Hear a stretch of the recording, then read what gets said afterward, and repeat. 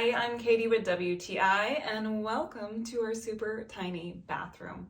Storage has always been a problem for us with this bathroom because there's just nowhere to put anything. So this towel rack by Joben Oligey has been a wonderful way for us to add storage. We have this super tiny space behind our toilet that the typical over the toilet storage system just does not fit because it's not wide enough. So we were able to find this super narrow towel rack that fits perfectly.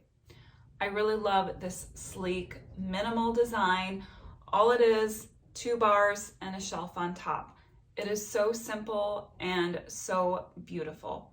This towel rack was incredibly easy to install. I've never seen anything like this, and I wish everything was this easy. It actually had a full-size 1-to-1 ratio poster that you tape to the wall. It includes stickers as well to stick it up.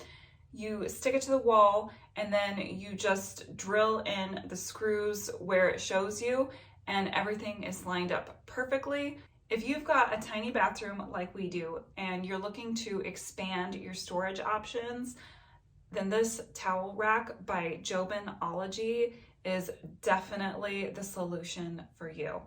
But that's just my point of view.